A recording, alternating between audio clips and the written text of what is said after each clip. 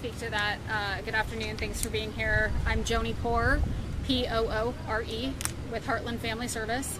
As far as how long we expect people to be here, the city officials are correct. There are the 2 community centers that are available where individuals who don't have family members or acquaintances in the community that they can go live with, they will be able to go and have a safe place to be, and meals, showers, those sorts of things, and the coordination with the Omaha Public Schools to get the young people to and from school.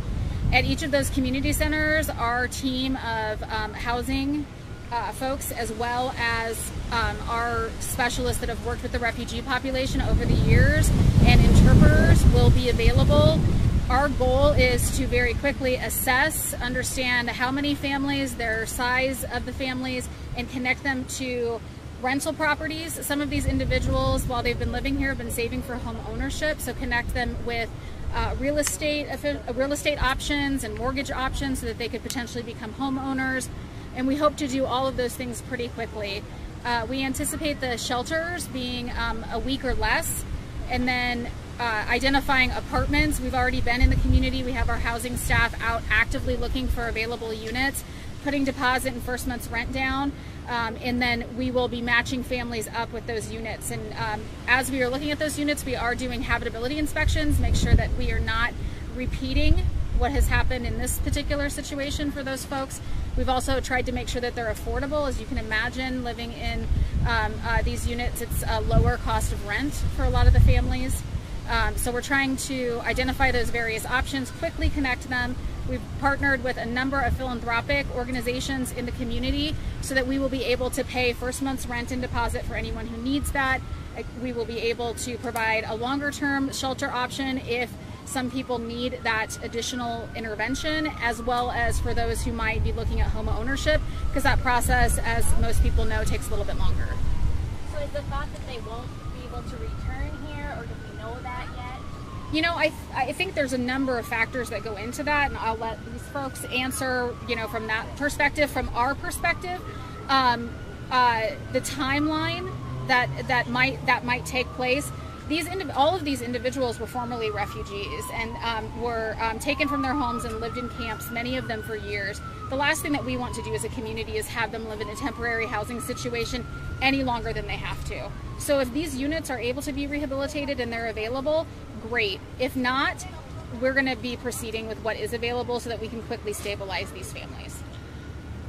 Did you want to speak to that? Yeah, I do. So as you know, how our process works with ordinance is that we're going to give the homeowner, property owner, due diligence to do the repairs that are necessary. We will give him a list of every violation for every single unit, to include the exterior of the premises, every single thing that we found in violation with code.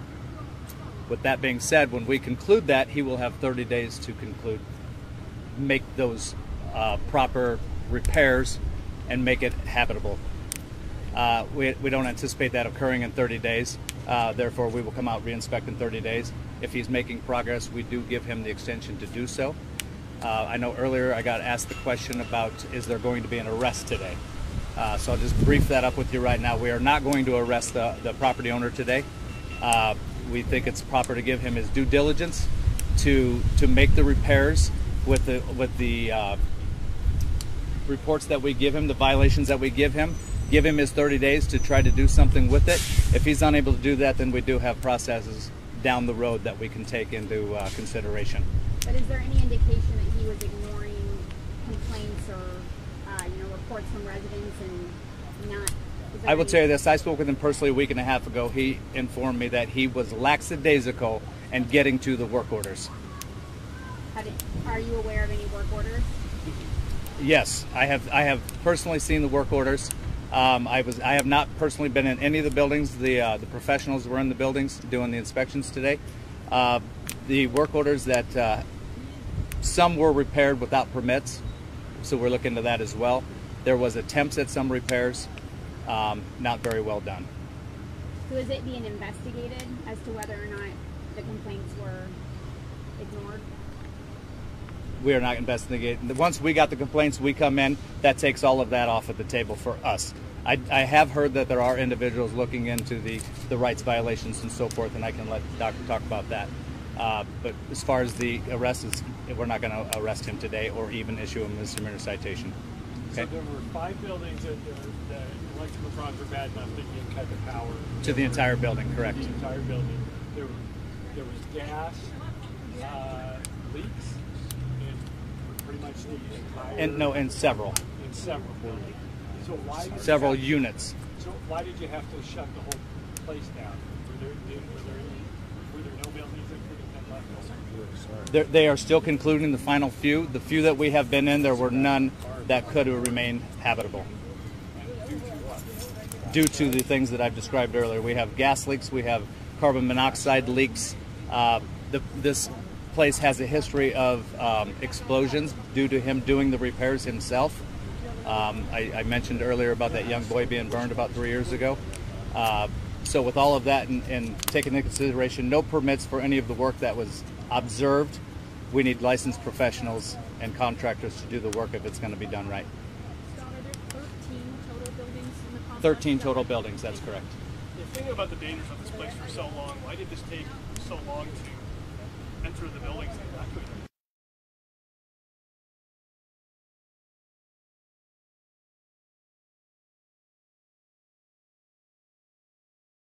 That created us to get an SOP to prove it, and with the ordinance and everything else, it has determined that till we get a formal complaint with a phone number and a name, we cannot act on a complaint unless we have a name, a phone number, and a proper complaint.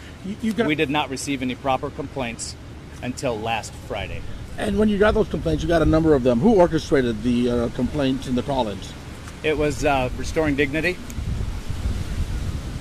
Folks from Restoring Dignity as well as residents at this place got together and put the complaints together and gave them to our office. Actually gave them to doctor's office and he relayed them to us. Can you describe what the city's work will be like in the days to come, and will you be here on site, or how does that work? There's a very good chance we're going to be here on site. As you can see, we're going to continue we're putting a yellow sticker that says danger closed on every single door in the place. Okay? What that means is those folks cannot come into this place except for daylight hours, to include the owner, to try to make repairs, do things, retrieve property. Anybody that is in here during the dark hours would be considered trespassing, and that's a safety reason. Can the tenants have any of their belongings? Have they been allowed to grab things, or how does that work? Sure.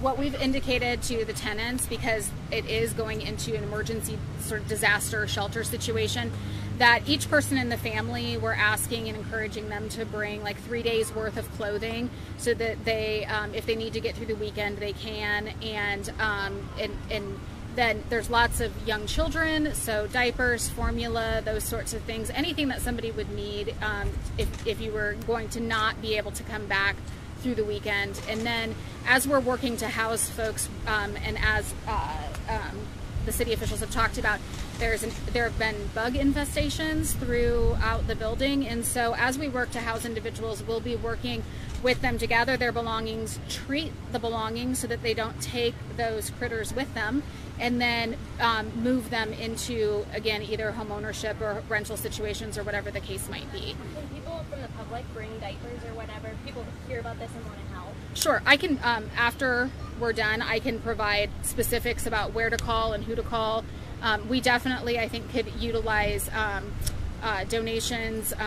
We are anticipating that no furniture will come with them because of the complications that it takes to treat those items.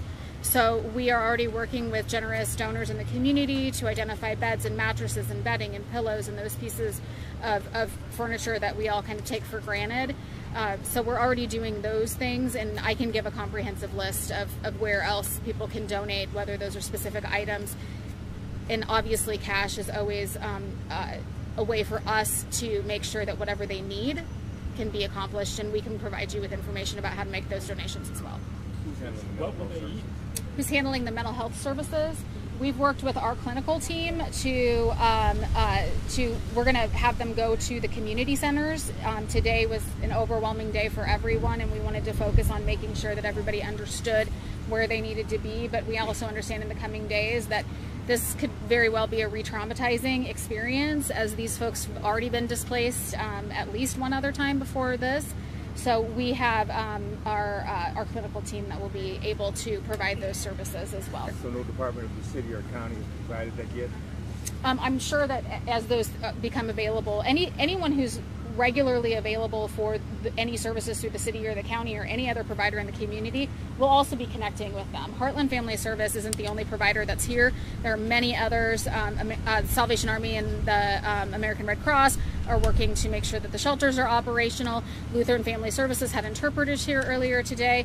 We've got our housing and interpretation and cultural staff here. There's a number of different options. So we'll be connecting people throughout the community wherever they are eligible. Is there any health?